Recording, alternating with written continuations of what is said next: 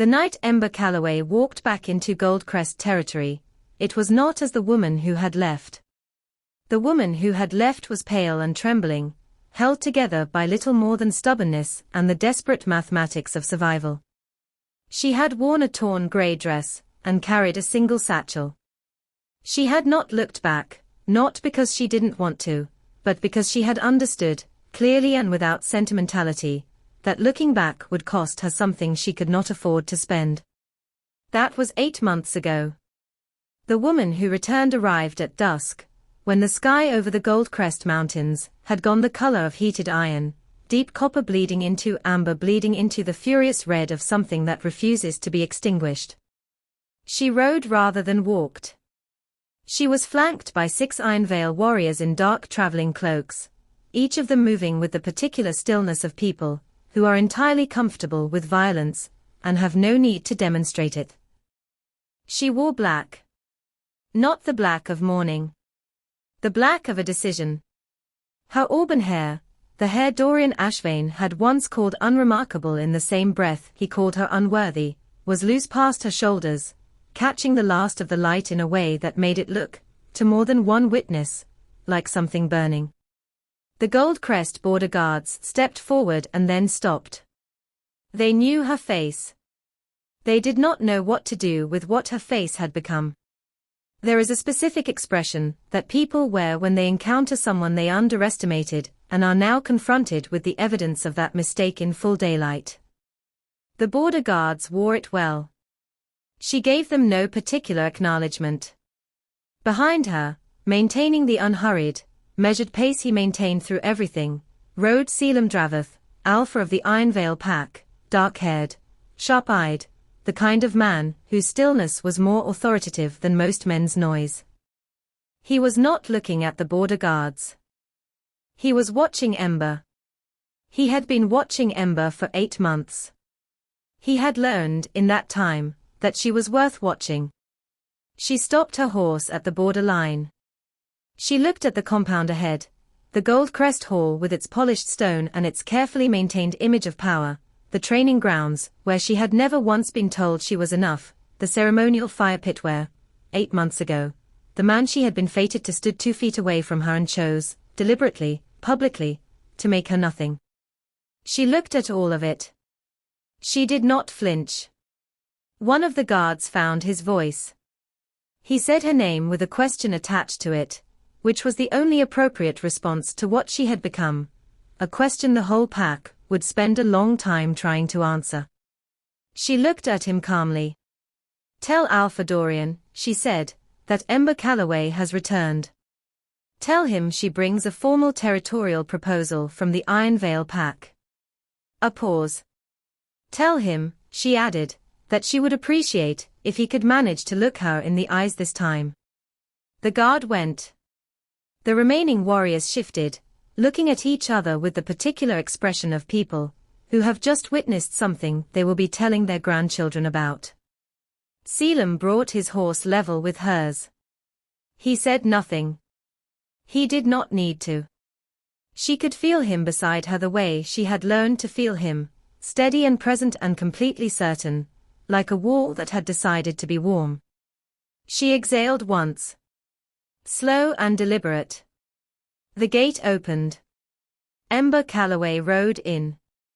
This is the story of how she got here.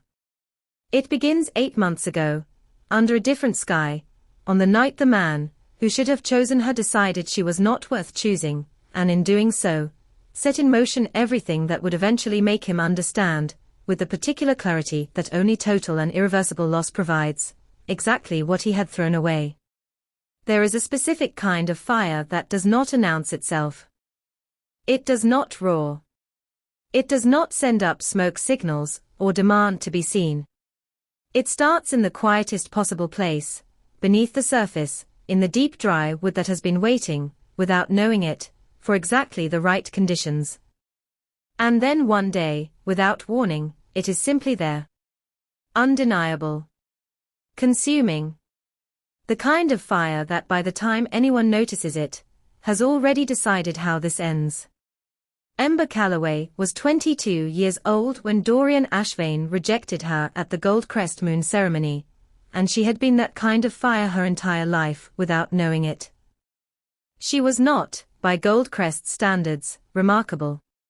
She was mid-ranked, not a warrior, not a strategist, not visibly gifted in any way the pack's leadership had a framework to measure. She was the kind of wolf who showed up early and stayed late, who brought food to the elderly and remembered the names of children who had joined the pack only weeks ago, who sat quietly in meetings and said very little, but afterward could repeat back every word that had been said and identify the three things that mattered most in them. Gold Crest had no metric for that, so they called it nothing. Dorian Ashvane was the kind of alpha who was built, from the outside, exactly to specification, tall, broad, golden-complexioned, carrying himself with the easy authority of a man who had never once walked into a room and wondered if he belonged there. He had inherited his position from a father who had inherited it from his father before him, and this inheritance had given him many things, a pack, a compound, a reputation, and had quietly failed to give him the one thing that would have made all of it worth something, the ability to recognize quality in a form he hadn't been pre-taught to see. He was not cruel. That would have been simpler. He was something more complicated and more common.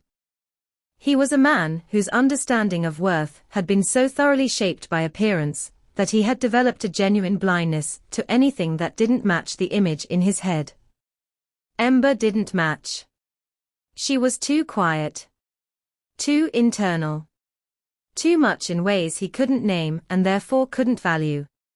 When the golden thread of the moon goddess connected them at the ceremony, that ancient, biological, soul-deep recognition that cannot be manufactured or faked, Dorian Ashvane looked at Ember Calloway across the sacred fire for 4 seconds. In those 4 seconds, every person watching could see him perform the calculation. Could see the moment the result came in. Could see the door shut. He walked to Isolde Marek instead. A warrior. Decorated. Visually authoritative. The kind of woman whose worth announced itself before she had to say a word. He put his hand at her waist in front of the entire pack and said, with the practiced composure of a man who had decided in advance how this night would go, "I choose differently." The fire crackled. The crowd went very still. And Ember Calloway stood alone in the center of the ceremonial circle, with the thread of the moon goddess still humming between her and the man who had just decided she wasn't worth the trouble. And she felt everything inside her that had been carefully arranged suddenly come apart at the seams. And she let none of it reach her face. Because she had grown up in Gold Crest. She knew how things worked here. She knew that the cruelest thing she could give a room full of people who had always underestimated her was proof that they had hurt her. She gave them nothing. She walked home in the dark, alone, and she sat on her kitchen floor with her back against the cupboards, and she let herself feel all of it where no one could see. She did not know, then, that this night was not an ending. She did not know that the moon goddess does not make mistakes. She did not know that somewhere east of the Gold Crest Mountains, in a compound built from dark stone and hard winters, a man named Selim Dravath was about to receive a report that would change both of their lives. She only knew that she was still alive. That she intended to stay that way. And that something deep inside her, something she had no name for yet, was not grieving. It was waiting. The healer's name was Rowan. She was 53, practical, plain-spoken, and she had been treating bond disorders for 30 years in a way that left no room for false comfort. She believed that honest information was the only kindness worth offering a person in crisis. Ember had always liked her for this reason, even when she liked very little else. They sat across from each other in Rowan's consultation room 2 days after the ceremony. Outside, Gold Crest was performing its ordinary life, training drills in the yard, commerce at the market, the daily machinery of a pack that had already moved on. Inside, the room smelled of calendula and dried pine, and Ember was looking at her hands, because they had been shaking since sunrise. The incomplete mate bond is not simply emotional, Rowan said. I want you to understand that clearly. It is biological. Your wolf has recognized its counterpart and been denied. The energy of that recognition has nowhere to go. So it turns inward, Ember said. It turns inward, Rowan confirmed. It begins consuming your wolf's reserves. Your energy. In some cases, your ability to shift. In advanced cases, your life. Ember absorbed this with the stillness she brought to most difficult information, completely, without expression, filing it alongside everything else she needed to carry. How long do I have? Rowan looked at her directly. Not with pity. With accuracy. In proximity to him. 8 weeks. Perhaps 10. Every time your wolf senses him through the thread, his emotions, his presence, the fact of him, it reopens the wound. Distance slows the deterioration significantly. If you leave Gold Crest territory entirely, you could have months. Possibly longer with the right compounds. And if I don't leave? Rowan did not answer. She did not need to. The answer was in the way she was looking at Ember, and Ember was not the kind of person who needed things spelled out. She nodded once. There is something else, Rowan said carefully. I have been watching your vitals since the ceremony. The pattern of your collapse and surge, it is unusual. Different from standard bond deterioration. I have seen it once before, in my early training, in a case that my mentor described as rare beyond rare. What kind of rare? Rowan was quiet for a long moment. She looked at Ember the way people look at things they are not entirely sure they are seeing correctly. The kind that suggests your wolf has been operating under long-term suppression. Not from injury. From environment. From years of being told, in ways large and small, that you are less than you are. Ember was quiet. What that means, Rowan continued, is that what I am seeing is not simply what you are. It is the outline of what you are around the edges of everything that has been pressing it down. And the outline, Ember, the outline is very large. Ember looked at her hands. The trembling had settled slightly, which meant nothing medically, but felt meaningful anyway. I need you to be specific, she said. I can't be, Rowan said. Not yet. I need to run the old blood tests. The deep ones. But I want you to understand, before you leave this room, that Dorian Ashvane did not reject an ordinary wolf. A pause. Long and weighted. I don't know what he rejected. But I intend to find out. Ember left the consultation room 40 minutes later, into a cold afternoon that smelled of coming rain. She stood in the courtyard for a long moment with her face tilted upward, feeling the cold on her skin, and she thought about what Rowan had said. The outline is very large. She had spent her entire life being told she was small. By the pack's metrics. By Dorian's expression whenever he looked at her at pack gatherings, politely dismissive, like a man glancing at furniture. By the general, accumulated weight of being in a place that had no language for what she was. She had almost believed it. She had come very close to believing it. She breathed in the cold air and let that almost sit in her chest for a moment. Then she walked home to begin packing. She told her brother first. Soren Calloway was 25, a head taller than her, and constitutionally incapable of pretending things were fine when they were not. He had been at the ceremony. He had seen everything. He had spent the 2 days since it happened being very loudly furious on her behalf in the privacy of their shared kitchen, and very carefully composed every time she walked into the room, because he understood that what she needed from him right now was not fury. It was practicality. She sat him down at the kitchen table and told him about Rowan's assessment. He listened the way he always listened, entirely still, absorbing everything, saving his reaction for after. When she finished, he was quiet for a long moment. "East," he said finally. "You're going east. There's a pack beyond the ash ridge. The Iron Vale. Their alpha, Selim Dravath, has a reputation for being closed and difficult and entirely fair." "You've been researching," Soren said. "I've been preparing," she said. "There's a difference." He looked at her across the table. He had looked at her across tables all their lives. Through childhood in a pack that valued neither of them quite enough, through their parents' deaths, through every version of Ember, she had been on the way to the version she was becoming. He had always seen her more clearly than anyone else. It was both the most comforting and most painful thing about him. "I'm coming with you," he said. "No. Ember. I need you here," she said.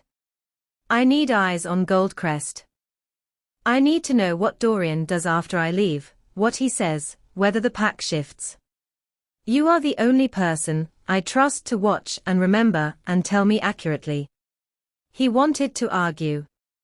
She watched him want to argue, and then watched him understand that she was right, and then watched him accept it in the particular defeated way of someone who loves a person they cannot protect. Rowan came that evening with a healer's kit. 6 weeks of compounds in precisely labeled bottles, instructions written in Rowan's small decisive handwriting, a second set of blood test vials to be opened only if Ember found a healer she trusted at her destination. She pressed the kit into Ember's hands and held them for a moment longer than was necessary. "I will send you my findings when I have them," Rowan said. "Whatever is inside you. I want you to be standing somewhere safe when you find out." Ember packed light. A change of clothes. Rowan's kit. A small knife, not a weapon. She would travel unarmed, but her father had given it to her, and she was not leaving it. The letters Soren had found regarding Ironvale's border protocols. They did not attack lone wolves arriving without weapons, as long as the wolf announced themselves clearly. She left before sunrise. The ash ridge was 3 days of walking through forest that grew progressively wilder as Gold Crest faded behind her, the trees changing from the managed, orderly growth at the territory's edge to something older and denser and less interested in human convenience. She felt the thread with every step.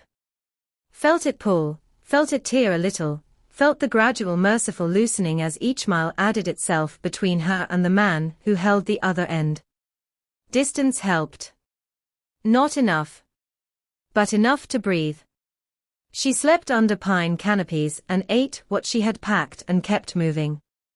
She talked to herself sometimes, which was something she only did when no one could hear.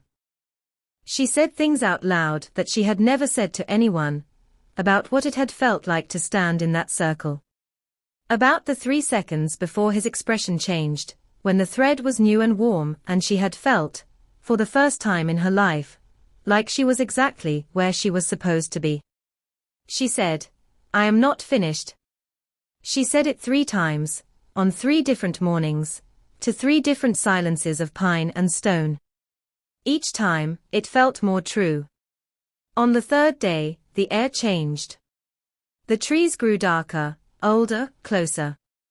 There was a weight to the territory that had nothing to do with the weather, the specific gravity of land that had been defended well for a very long time, that had earned its own atmosphere. She was crossing into Iron Vale before she registered it. Which was exactly when the first warrior stepped out from the trees. There were 3 of them. She stopped. Her hands went up before she had consciously decided to raise them, instinct, or training, or the particular intelligence of a body that understood the situation before the mind had finished processing it. The warrior in front was a woman, compact, dark-eyed, with the specific stillness of someone who had made peace a long time ago with the possibility of violence, and was therefore not threatened by much. She looked at Ember's raised hands. She looked at Ember's face. She looked at the travel-worn state of Ember's clothing and the dried evidence of 3 days walking and the very particular combination of exhaustion, and composure that Ember was wearing. "State your business," the warrior said. "My name is Ember Calloway," Ember said. "I am from the Gold Crest pack. I am unarmed. I am alone. I am requesting passage to your alpha on the grounds of asylum." The warrior held her gaze for a moment. Then, without taking her eyes off Ember, she made a short gesture to the warriors on either side of her. "Can you walk?" "I have been walking for 3 days," Ember said. "A little further will not be a problem." The warrior almost smiled. Almost. She turned toward the tree line and began walking. Ember followed. The Ironvale compound emerged from the forest the way the forest itself had been arranged to allow, gradually, in pieces, so that you were inside it before you fully understood its scale. It was nothing like Gold Crest. Gold Crest had been built to impress. Its stone was polished. Its grounds were manicured. Its architecture said, "Before you reach the gate, we are powerful and we know it and we want you to know it too." Ironvale did not care whether you were impressed. Its walls were dark stone, heavy and unhurried. Its buildings were low and solid, set deep against wind and winter, constructed with the unpretentious utility of a place that had survived things it didn't bother to advertise. The training grounds were wide, the grass worn flat by generations of boots. Everything had the particular quality of something that had been here long before anyone currently alive could remember and intended to remain long after. Ember felt, stepping through the gate, that this was a place that did not need to perform anything. She respected it immediately. They brought her to the main hall. He was already there. Selim Dravath was not what she had expected from reports. Reports had said difficult, reserved, imposing. None of these were inaccurate, but they were incomplete in the way that descriptions of a landscape are incomplete. They named features without conveying the particular feeling of being in the presence of them.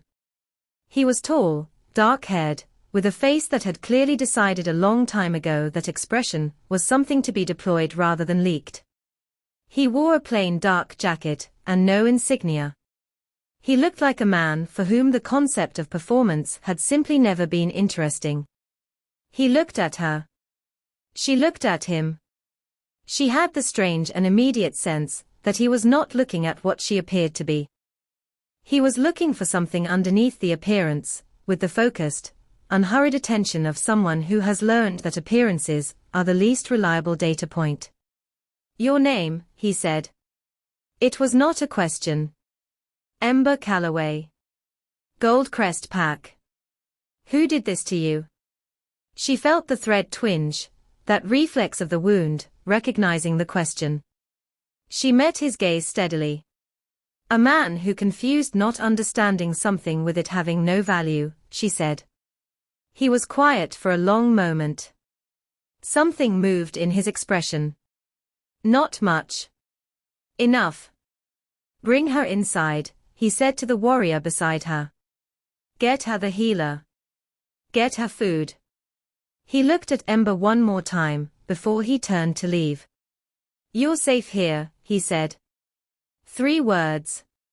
Plain and without ceremony. Ember had not realized how much she needed to hear exactly those 3 words until they were said. Something behind her sternum, some held, rigid, exhausted thing, released by approximately 1 degree. It was a start. She slept for 12 hours on the first night, which she had not done in years. She did not dream, or if she did not remember it. Only the blank, merciful dark of a body that has finally been given permission to stop. Ironvale's healer was named Petra. She was older than Rowan, quieter, with the economical manner of someone who had long ago decided that thoroughness was more useful than warmth, and that the two were not mutually exclusive. She ran Ember's initial assessment on the first morning without commentary, reviewed Rowan's notes with the focused attention of someone reading a difficult, but interesting text, and then sat back and looked at Ember with an expression that was carefully, professionally neutral. Your colleague's instinct is correct, she said. The bond deterioration is advanced but not critical. The distance is helping. Another 3 or 4 days and the acute phase should pass. And the other thing? Ember asked. The thing Rowan wasn't certain about. Petra was quiet for a moment. I'd prefer to run my own tests before I say anything definitive. She paused. But her instinct is also correct about that. Ember nodded. She had become accustomed, in the past few days, to people confirming that something large was sitting inside her that had not yet been named. She filed it where she filed all unresolved things, in the part of herself that was patient. The Ironvale wolves treated her with a directness she had never encountered in Gold Crest. Not warmth, exactly, not at first. What they offered was something more fundamental than warmth. They offered the absence of condescension. They passed her in corridors without staring. They made space at meals without commentary. They did not look at her arrival as something that required explanation or performance. Someone new was here. She had been brought in by their alpha. She was therefore entitled to the basic dignities of the compound. That was the whole of it.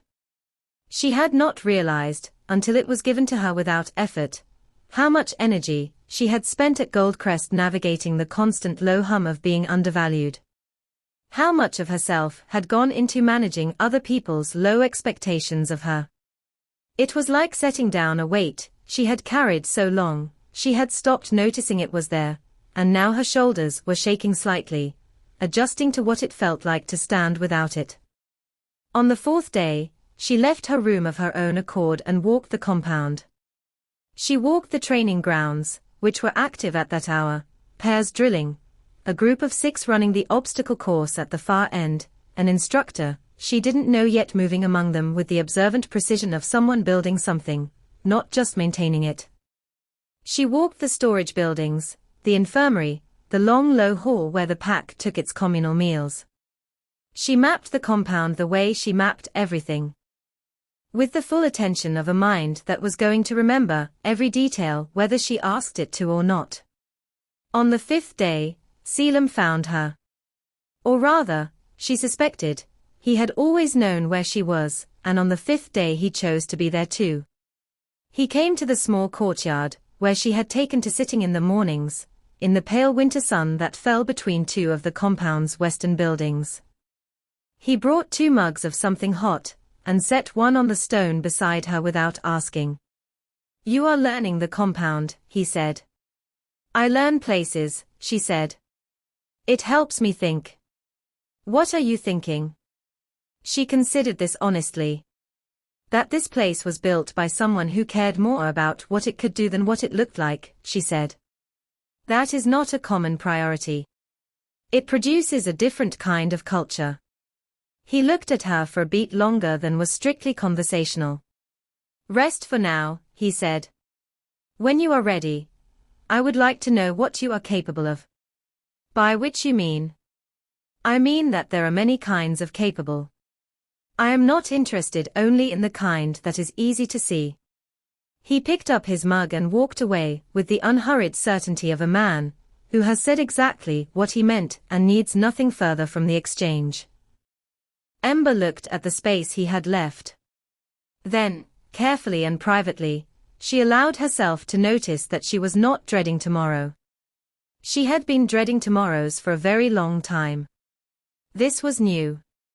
The trainer's name was Myra Voss, and she was, in Ember's estimation, one of the most demanding people she had ever met in her life. This was a compliment. Ember had grown up in a pack that praised easily and expected little. She had learned to distrust easy praise. What Myra offered instead, precise, specific, delivered without softening, was something Ember had to learn to receive before she could use it. You have good instincts, Myra told her on the 2nd day of training, circling her in the way she circled everything.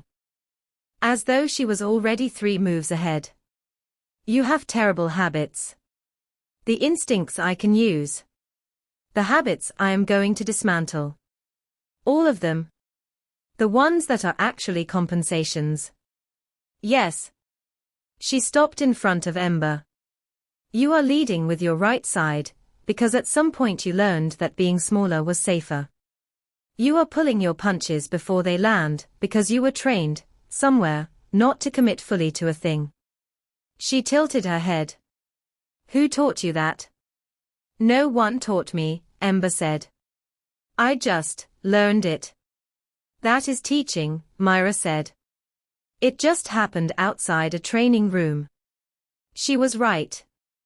Ember knew she was right, in the particular uncomfortable way of recognizing something true that you would have preferred to remain unexamined.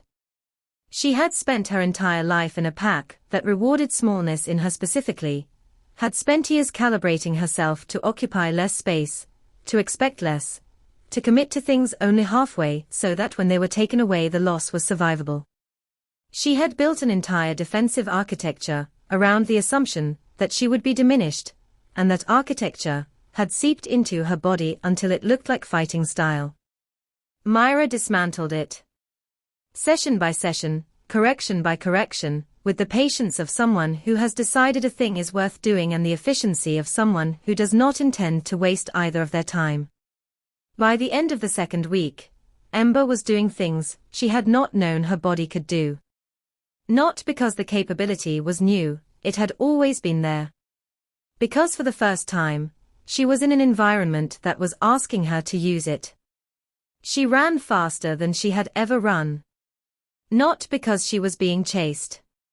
Because she was choosing to.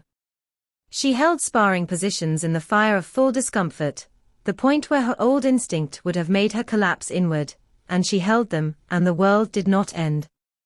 Her body did not betray her. It was waiting for her to trust it.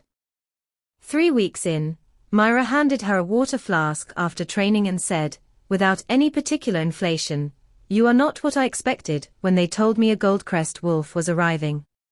What did you expect? Something broken. I was, Ember said. Yes, Myra said. But the break was on the outside. Inside you were intact. That is either luck or constitution. She studied her. I think it is constitution. Ember drank her water. She thought about that word, constitution, and the weight it carried. The idea that something at her core had remained itself through all the years of being told it was less than it was. She thought about the outline. Rowan's word. The outline is very large. She was beginning, tentatively and without overcommitting to it, to believe that. She was also beginning to notice, in the same tentative way, that Selim Dravath appeared at the edge of the training yard more often than the alpha of a compound needed to. He never interrupted. He never commented on what he saw. He simply appeared, with the still attention of someone watching something he finds significant, and stayed for precisely the amount of time he stayed and left. Ember had not said anything about this. She was still deciding what to do with the information. There are men who fill silence, because they are afraid of what it contains. And then there are men who use silence the way a skilled builder uses load-bearing materials, deliberately, structurally, because they understand that it holds things up. Selim Dravath was the second kind. Ember identified this in the third week, during their first real conversation, which happened in the compound library on a Tuesday evening when the fire was low and the compound had gone quiet around them. She had been there first. Working through the Iron Veil historical records that the Pax archivist, a meticulous older man named Gerard, had given her access to with the matter-of-fact generosity of someone who believes information belongs to whoever needs it. She was reading about the regional Pax structure, about the territorial agreements that had held the Eastern Territories stable for the last 40 years, about the specific kinds of political relationships that kept small Pax safe and large Pax honest. Selim arrived with a folder of correspondence and settled at the other end of the long table without announcing himself, the way he did everything. For 20 minutes they occupied the same silence. It was not an uncomfortable silence. Ember, who had excellent instincts about silences, recognized it as the specific kind that exists between two people who are both capable of being alone and happen to be being alone in the same room, and have no particular need to change that. Then she said, without looking up from her reading, "Your Eastern Border Agreement with the Ridgecroft Pack is 3 years from its review date, but the language in Section 4 has a conditional clause that could be invoked now." She paused. "I assume you know this." He looked up from his correspondence. "I know it," he said. "What made you notice it?" "The phrasing in Section 4 is different from the rest of the document. Whoever wrote Sections 1 through 3 was thinking about the long game. Whoever wrote Section 4 was in a hurry, or was distracted. It creates an inconsistency that a motivated party could use." She turned a page. Ridgecroft's current alpha inherited his position 18 months ago. New alphas under pressure look for leverage. Selim set down his correspondence. "You read the entire agreement." "I read all of the agreements," she said. "Since I arrived. The Iron Veil Library is very well organized. It made it easy." He was quiet for a moment. Studying her with that particular attention, she was beginning to recognize the focused, methodical look of a man who is updating his assessment of something. "What did you do in Gold Crest?" he asked. "Before?" "Nothing that had a title," she said. "I kept records. I remembered things. I noticed things. I told people things they sometimes found useful and sometimes found irritating." Dorian Ashvane found it irritating. It was the first time either of them had said the name. It fell into the room plainly, without drama. Dorian Ashvane found anything he couldn't immediately use for his own image irritating, she said. "I stopped being useful for his image around the time I started being interesting." Selim looked at her for a long moment. "People often do that," he said. "Call something a flaw when what they mean is, I don't know how to benefit from this, and that makes me uncomfortable." "Yes," she said. A beat of silence. "I should have told you this earlier," he said. "But I have been watching Gold Crest's internal politics for 2 years. The reports on their personnel included you. Not in detail, you were not considered significant enough for detail. But you were there." Ember looked at him. He met her gaze without deflection. "The reports said I was unremarkable," she said. "The reports reflected Gold Crest's assessment of you." "Yes." He paused. "I have been revising that assessment since approximately the 2nd day after your arrival." She was quiet. Outside, the wind moved through the compound's upper corridors with a sound like distant breathing. "Why are you telling me this now?" she asked. "Because you deserve to know that someone was watching and saw something different than what Gold Crest saw." He said it plainly, without decoration. "Even before you got here." Ember turned back to her reading. But she held that sentence carefully, in the part of herself she kept for things that mattered. The 5th week. The bond's thread had gone from a scream to a murmur to, by now, something closer to a scar, present, faintly aching, but no longer consuming. The compounds were working. The distance was working. Her wolf was not recovering so much as reorganizing itself around the absence, the way a river finds a new path when the old one is dammed. Petra ran her full assessment in the 5th week. She sat across from Ember afterward with her hands folded and the particular expression of someone who has confirmed something significant. "Rowan was correct," she said. "And I want to be very precise about what I am telling you so that you understand the weight of it." Ember waited. "Your wolf has been suppressed. This is not metaphor. I mean it in a measurable, clinical sense. The suppression is environmental in origin, which means it was not genetic or injury-based. It was produced by years of inhabiting a context that actively discouraged the expression of what you are. She paused. The good news is that suppression of this kind is reversible. The concerning news is that what is beneath it is. She paused again, with the uncharacteristic hesitation of someone choosing words very carefully, significant. I need you to stop being careful and tell me directly, Ember said. Petra looked at her for a moment. Then she said, I believe you carry a firewolf bloodline. One of the old strains. Considered extinct by most scholars for the last 4 generations. The fire crackling in the small heater in the corner of the room seemed, for a moment, very loud. Firewolf, Ember said. The records are incomplete.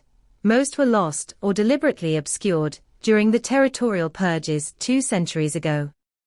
But the pattern of your vitals, your energy signature, the way your wolf surges and then retreats, it matches every description I have ever read. She looked at Ember steadily. Fire wolves were not simply wolves who shifted into a rarer form. They were historically considered the living embodiment of the moon goddess's capacity for both destruction and renewal. They were, she chose the word carefully, transformative. In every sense. Ember sat with this. She thought about a life spent being told she was nothing. She thought about the years of calibrating herself small, of learning to want things quietly, of standing in rooms and saying very little, because saying much had never been rewarded. She thought about Dorian's face across the ceremonial fire, 4 seconds of calculation, then the door shutting. She thought, he rejected a fire wolf. She thought, he has no idea. That evening, Selim found her on the outer walkway of the compound's western wall, looking toward the mountains. The sun was setting behind her and the sky ahead was a deep and startling blue, and she was standing in it the way she stood in most things now, without apology. He stood beside her. He was good at standing beside people, not at them, not over them. Beside. Petra spoke to you today, he said. Yes. She didn't tell me what she found. That was right. I'm not asking. Ember looked at the mountains for a moment. It's large, she said. Whatever it is. It's very large. I know, he said. You knew before Petra told you. I suspected, he said carefully. Since the first day.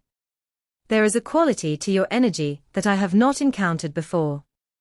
It is not frightening. It is, he paused, which was unusual for him, clarifying. Clarifying. Like looking toward a light. It makes other things easier to see. She turned to look at him.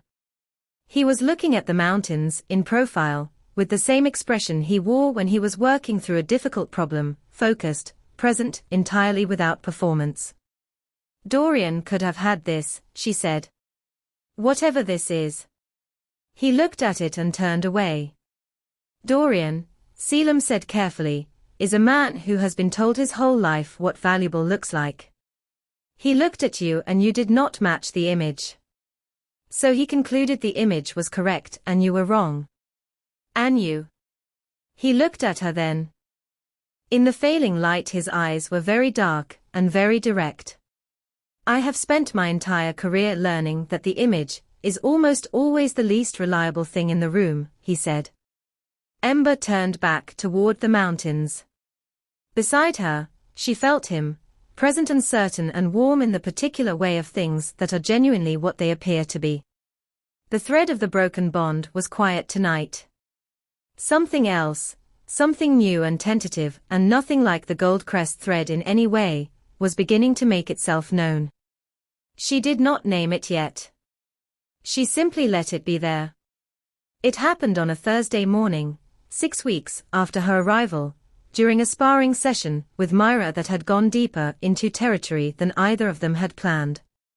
Myra had been pushing the sessions harder in recent weeks, not cruelly, but deliberately, in the way a skilled trainer pushes when they are testing the actual ceiling rather than the assumed one.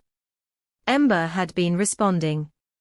Her body had been doing things she did not consciously direct it to do, faster, more committed, more fully present in a way that felt less like trained response and more like something waking up.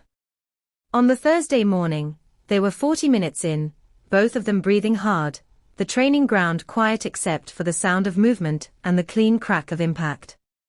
Ember went for a disarm Myra had deflected twice before, and this time something shifted, not in the technique, but in the force behind it, the full unguarded commitment of it. And she felt it go through her from the floor of her feet to the crown of her head like a current. She felt her wolf rise. Not in the ordinary way of shifting, not the familiar warm pull of transformation. This was something older. Something that came from below the level she had always shifted from. Something that moved through her like heat through metal, even and unstoppable, and her hands, when she looked down at them, were ringed with light. Not golden. The amber red of a coal at full temperature. The color of something that will not go out. Myra stopped. She stopped completely and stood with her sparring equipment held loose in both hands and looked at Ember with an expression she had never worn in training, not assessment. Not critique. Something Ember had never expected to see on Myra Voss's face at all. Ember, she said quietly. Your hands. Ember looked at them. The light was fading now, bleeding back down into her skin, leaving her feeling wrung out and more alive than she had ever felt simultaneously. I know, she said. Has that happened before? No, she said. Never. Myra set down her equipment. She came to stand in front of Ember and looked at her with the full attention of someone who has just watched a fundamental shift occur. I need to get Selim, she said. Myra. Not because something is wrong, Myra said. Because he needs to see this. She paused. Because I think he already knew this was coming and he has been waiting for you to be ready, and I think you are ready. Selim arrived within 10 minutes. He came alone, without announcement, and stood at the edge of the training ground and looked at Ember with the expression she had been seeing more and more in recent weeks. That specific, unguarded recognition. Can you do it again? He asked. I don't know how I did it the first time. Try, he said simply.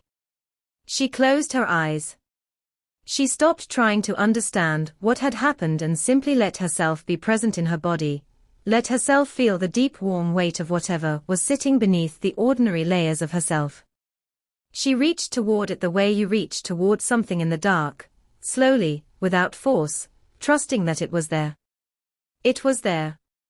It rose into her hands like a tide finding its level, amber red and steady, and she felt it move through her with the quiet inevitability of something that has been waiting a very long time to be let out. She opened her eyes. Selim was watching her with an expression she had not seen him wear before. Not surprise. Something deeper and more careful than surprise. Something that looked, she thought, like a person encountering the specific thing they had been looking for without knowing it had a name. Dorian Ashvane, he said quietly, has no idea what he turned away. No, she agreed. He doesn't. A pause. Long and weighted and full of everything neither of them had said yet. He will, Selim said. It was not a threat. It was simply a fact, stated in the plain, certain way he stated all facts. Ember looked at her hands. The light had faded back into her skin, leaving her ordinary looking on the outside, carrying what she carried on the inside, as she had always done. Except now she knew what she was carrying. And she was done carrying it quietly. The message arrived on a grey morning in the 7th week, carried by a Gold Crest runner, who looked uncomfortable from the moment he entered Ironvale territory to the moment he left it, which was approximately 11 minutes later. Selim read the letter once. He set it down. His face did not change. He looked at the letter for a moment the way he looked at problems that required comprehensive solutions, fully, patiently, without the luxury of emotional reaction. Then he said, "Get me Myra, get me Gerard, and find Ember." They assembled in the council room within the hour. Selim read the letter aloud without inflection, which made its contents land harder, not softer. Dorian Ashvane of the Gold Crest Pack formally demanded the return of Ember Calloway to Gold Crest territory under the provision of pack welfare law, which stated that a wolf whose completed wolf form had not been independently established could be recalled to their home pack by the presiding alpha. It was, Gerard noted, in the dry tone of a man who has spent 40 years reading legal documents. A provision that had not been invoked in 61 years, and was originally written to protect juvenile wolves, not adult ones. The letter gave Iron Vale 7 days to comply. Failing compliance, it threatened formal territorial sanction. Ember read the letter when Selim passed it to her. She read it twice, slowly. She set it down. "He doesn't want me back," she said. Everyone in the room looked at her. "He wants to control the narrative. I left Gold Crest 8 weeks ago. I am alive and standing in his greatest competitor's compound, and by now the story has spread through every pack in the region. He rejected his fated mate, she survived, and she ended up here. That is an embarrassing story. This letter is his attempt to change it. Either by getting me back under his authority, which would let him reframe the rejection as concern for my welfare, or by goading Selim into a conflict that makes this about territorial politics rather than about a man who was too frightened of what he saw across a ceremonial fire to trust it." A long silence in the room. Gerard, who had been Iron Vale's strategist for 22 years, looked at Selim. Selim was looking at Ember. "She's right," Gerard said. "Both about the strategy and the motive." "I know she's right," Selim said. He had not looked away from Ember. "What do you want to do?" She was quiet for a moment. This was the first time anyone had asked her what she wanted, not as a courtesy, not as a prelude to telling her what would actually happen, but as a genuine question that would govern genuine decisions. "I want to go back," she said. She let that land. "Not because he has any right to demand it. Because I am not done with Gold Crest. There are things there I walked away from that I would like to walk back into, as what I actually am, not what they decided I was." She looked at Selim. "I want to go back on my own terms. As Iron Vale's representative. Under the old territorial protocols, the ones that require a formal public hearing if a contested wolf invokes her right of independent status." Gerard made a sound that was almost a laugh. He immediately covered it with a cough. "She knows the old protocols," he said. "I have been in your library for 6 weeks, she said. Selim looked at her for a long moment.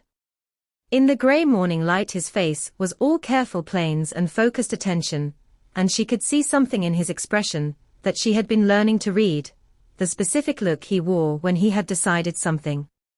"We go together," he said. "You as Iron Vale's formal representative. Me as your alpha." She held his gaze. "You'd be putting yourself in open conflict with Dorian." "Dorian is already in open conflict with what is right," he said. "I am simply choosing a side." She looked at him. At the plain, unhurried certainty of him. At the man who had opened his gate to a half-broken stranger, and revised his assessment of her within 48 hours, and had been watching her become herself with the quiet attention of someone who understood that some things needed witness rather than intervention. 7 days, she said. 7 days, he said. Let's use them well. In 7 days, Ember Calloway finished what she had started the night she walked out of Gold Crest with a satchel and a decision. The training sessions with Myra in those 7 days were different from everything that had come before. Not harder, exactly, though they were hard. Different in the way that preparation differs from rehabilitation. She was no longer rebuilding what had been broken. She was building what had always been possible. She ran the obstacle course in the early mornings with the cold air sharp in her lungs and her feet certain on the ground, and she felt herself, for the first time, take up the full amount of space her body was capable of taking up. Not as aggression. As fact. She practiced calling the fire. This was not something Petra could teach her from a textbook. The firewolf bloodline had too little recorded history for textbooks to be useful. What Petra could do was observe, note what worked, note what cost too much, help Ember map the internal landscape of what she was carrying. What Ember could do was practice the thing Myra had been teaching her for 6 weeks, full commitment. No half measures. No pulling back at the last moment out of habit or fear or the old architecture of smallness. The fire came more readily each day.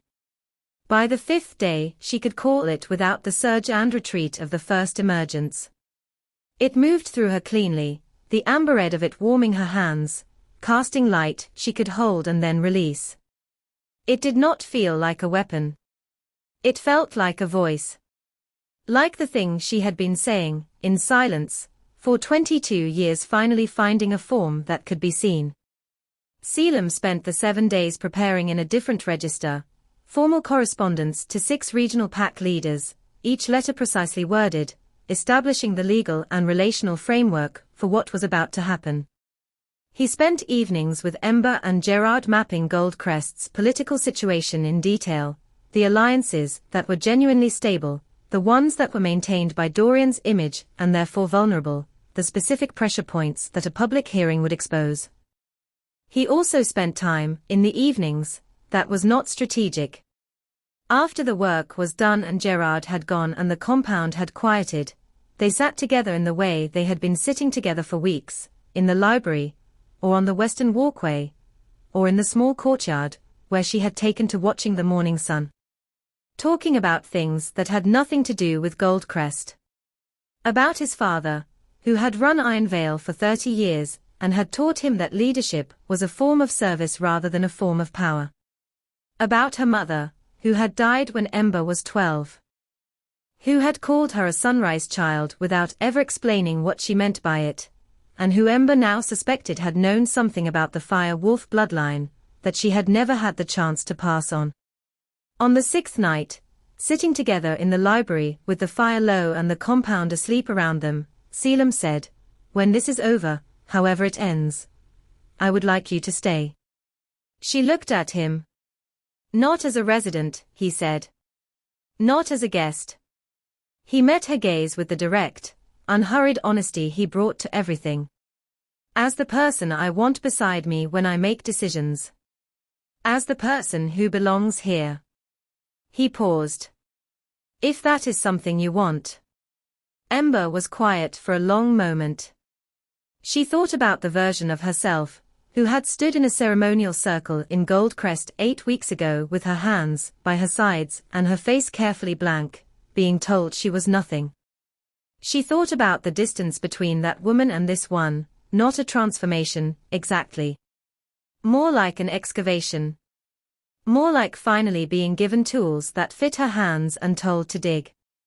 She thought about what it meant to be wanted. Not needed, not strategically useful, not tolerable, wanted. By a person who had seen her at her worst and her most uncertain, and her most fractured, and who had revised his assessment of her not downward, but steadily, incrementally, irreversibly upward. "Ask me again," she said, "after Gold Crest." "Why after?" "Because I want to answer you as the full version of myself," she said. "Not the one still carrying Dorian's word for me. After tomorrow, I won't be carrying it anymore."